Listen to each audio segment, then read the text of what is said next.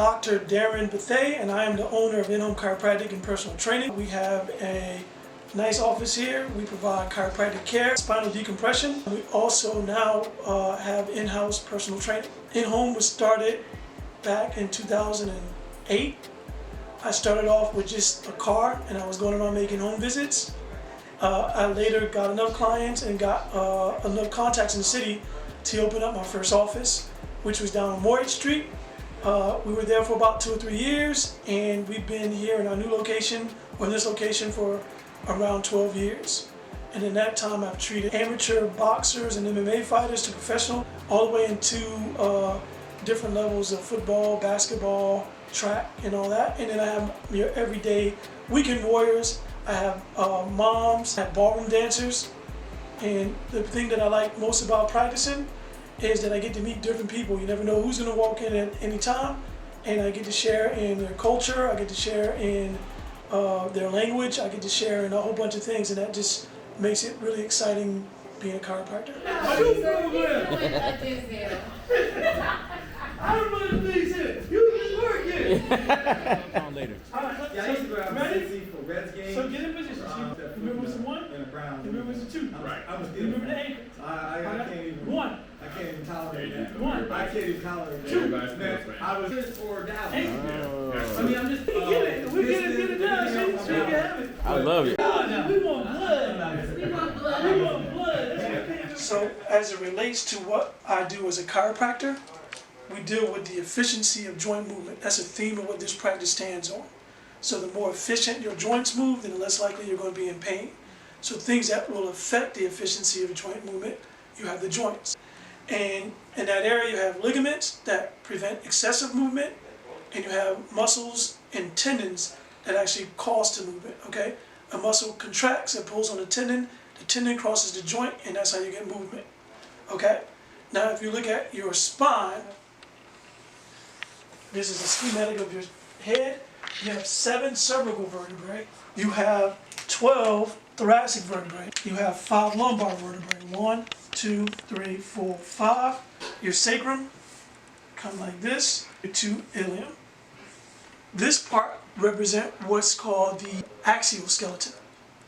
So the axial skeleton gives your body form and structure. Okay? It's more for protection. So your skull protects your brain, your cervical vertebrae protects the spinal cord and neck area and the cervical nerves that come out. Your thoracic vertebrae protects basically all the organs internally, your heart, your lungs, your kidneys, or most of your kidneys, your liver, your pancreas.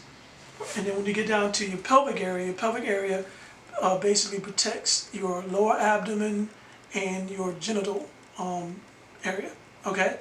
So the axial skeleton is different from the appendicular skeleton.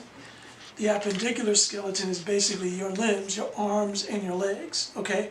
The appendicular skeleton is more for movement, okay? So your arms, you move your arms, and you move your legs, and that's how we move.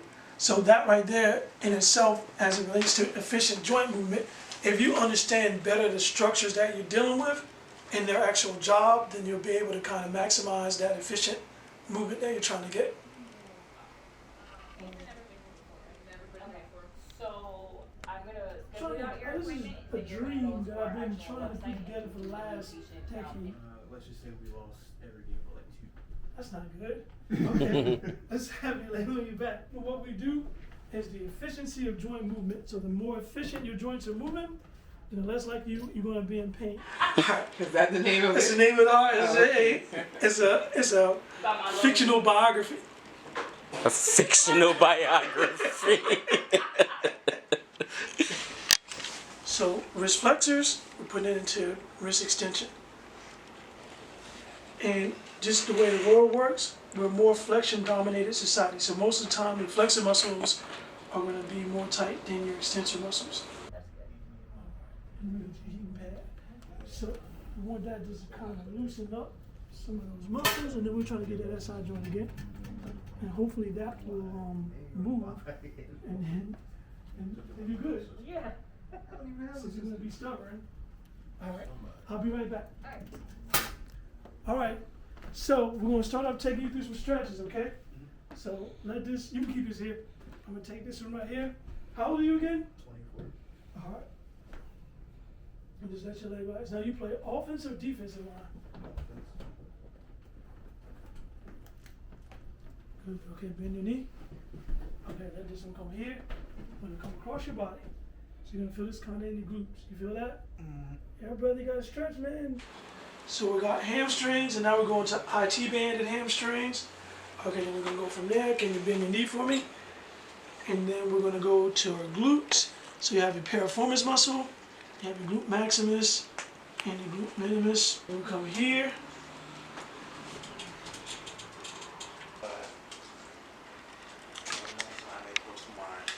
So again, we're getting our pecs from a different angle. So some of your supraspinatus, and then like your rhomboid and your middle traps.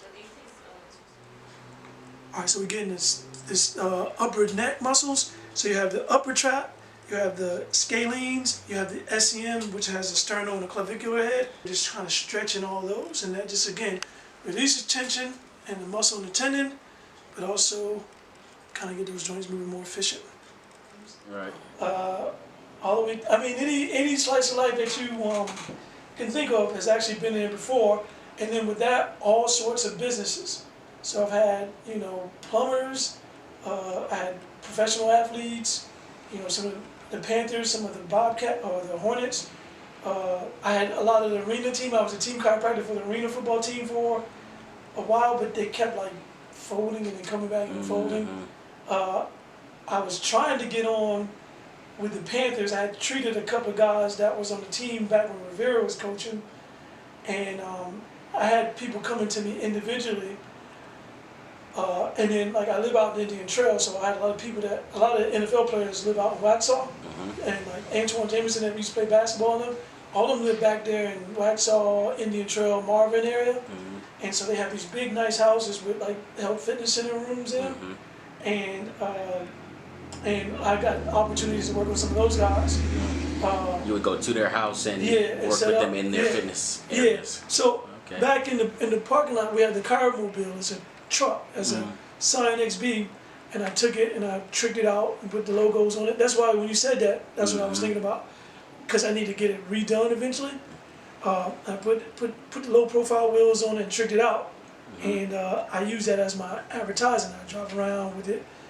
But in the back, I have my stretch bands, my chiropractic table, massage table, some of my weights, and it's just kind of like a mobile chiropractic place. But I go to your house and I can set up. And so one of the other things that we have going on now, I used to do more individual home visits to people, but now I have contracts with companies. So I go out to companies and I provide chiropractic care on site to, like, import and export companies like Huber and Sooner or Kuninago, and then like I have like the coach I just called. That's the Carolina Predators. They're a semi-pro, non-arena football team. It's like outdoor tackle football. Okay. And I treat all of his players. And then, like I said, East Mech, I work with a lot of their players. We have this thing called Saturday Morning Clinic.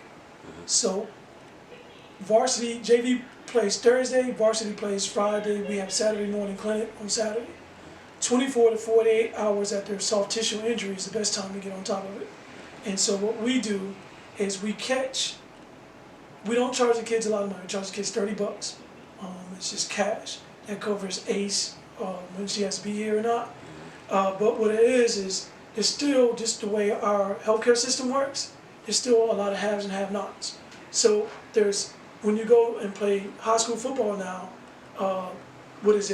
Atrium and Norvant has placed athletic trainers on staff, on site for these guys. Well, athletic training is the entry level point to getting them to go see the orthopedic. And the orthopedic then refers them to the physical therapist or to the diagnostic imaging. So that's an entry point into Atrium or Norvant's healthcare system. Well, everybody doesn't have the insurance and the coverage to go through that system. So an MRI, if you're not having good insurance, can run you about $1,000. And an MRI might not always be the thing that the person needs. So what we're trying to do is bridge that space in between, where if it's a soft tissue injury if it's a bruise, if it's a sprained ankle, if it's something like that, ice and heat are good, but also putting that joint back in position is also good. So we're able to cover that, and we try to offer the kids an affordable price because, shoot, I'm from Fayetteville, North Carolina. I remember numerous occasions, I have 2 brothers, there's 3 of us, and we were playing sports. We couldn't play sports unless a coach or somebody, or grandma or somebody would tip in to help my mom cover the expenses because you couldn't pay the physical fee. It was $100 back then. It's like $200 or $300 now. So you figure 3 kids, you're already in the hole $600, and you didn't even touch the field yet, let alone getting hurt. So we try to help. We give. So part of the formula for this office is, yeah, it's a business, and I intend to make money. But I don't think that we're set up to chase record profit. We give a lot of discounted sliding scale. You trade me one, I trade you one. Like old school medicine, where it's not necessarily about financial gain. It's more so like what's important to you. So like for instance, we have a lady that couldn't afford to make her copays consistently, but she can cook. So I was like, well, shoot, let's bring me some lunch every once in a while. We call it even. And so she brings us lunch every once in a while. And that every once in a while is actually more than I was even talking about. I was talking about maybe once a month. She's like 2 or 3 times. I actually had to tell her, look, I eat out other places too, so I had to cook every day of the week. So we have that going on, and we have, internships. I've had maybe 8 interns. Including Ace? Ace is an office manager, so she's not an intern. So Ace is running the show, computer and insurance chasing and scheduling patients and all that. Okay. So she is the office manager, so she's running the show from that standpoint. I treat whole families. So I treat Shannon's whole family, and I treat Ace's whole family, and I treat Gina's whole family, and I treat Kevin O'Grady's whole family, and it just kind of keeps expanding. I treat all of our Jonas. I treat the mom, the daughter, the auntie, the dad, the Turks, all of them. Daggone, who else? It's a whole family affair. Oh yeah. Even whoever flies in gotta come in. Serious. So that kind of trust that these people give me, I am honored by that, and I appreciate that because, you wouldn't refer somebody to your family if you thought it was trash. You know what I'm saying? Or maybe you would if you didn't like your family. So I don't know what that says about Ace, but hopefully she thinks I'm decent enough that I can treat her mom or vice versa or whatever. Well, yeah, you got the accolades to prove it. We're fighting, so that's what we're trying to do. And so we just keep churning, keep going, and like I said, she's holding it down as far as keeping me focused, because I'll get all over the place. Right. So it's probably a hard job for her too. If it wasn't for her, you'd be a charity. Yeah, or I would be a homeless person because I would give everything away. Yeah. I wouldn't make any money. I wouldn't collect any money. I wouldn't. He was doing fine. We're just getting in a better place to do better things. I'll agree with that. But but she is like, you can't do that. We just did this, you did that, and it's too much. It's just holding a little accountability. Yeah. So and We all then, need that. yeah. Yes. So it's kind of good to have that. So. Good accountability, not that trying to come down your neck and telling you you're wrong. That's not how you do things. Right, We're talking about that, man. You sure? You sure about this? Right. Because math ain't mathing right now. Math, I think we got to do that whole equation out. Make sure this math is mathing, because it ain't looking like it's mathing. And how long have you been in office now? I've only been here since March. I have been a patient for like 4 or 5 years. Okay. And when he offered you the position, did you jump at it real quick, or did you have to sit on it for a while? I actually offered myself months before because I realized that he needed the help. And he thought, and I literally actually offered myself for free because I really believe in what he does, and I wanted him to really get what he deserved for what he was putting out. I felt like he wasn't getting back as much as he was putting out, and I didn't think that was right. You were a real one for that one. Serious though, I was like, nah, I just can't have you come in let me do the math, let me figure it out. I want to pay you something. You know what I'm saying? Make it, I can't, you know, I respect her for that, but at the same time, we wanted to be, you know, as win-win as we can. Right. And so now she's been in, and it's been a good run. We've been it almost seems like she's been there longer than March. Like Yeah, most people don't think that I've been here that little bit of time, but it's also because we also have rapport from previously being a patient. True. That's what's up, man. Y'all really got a good thing going here. I love this office. It's real peaceful and. Yeah, we get that a lot. We like that compliment. People says they feel like home. They can sit on this couch and not talk to me. You're gonna pull these tight. So you want it tight, but you still should be able to breathe. So you feel that tight, and you put your in right in there. Okay, can you lift your pelvis up for me? Good. And then come on back down.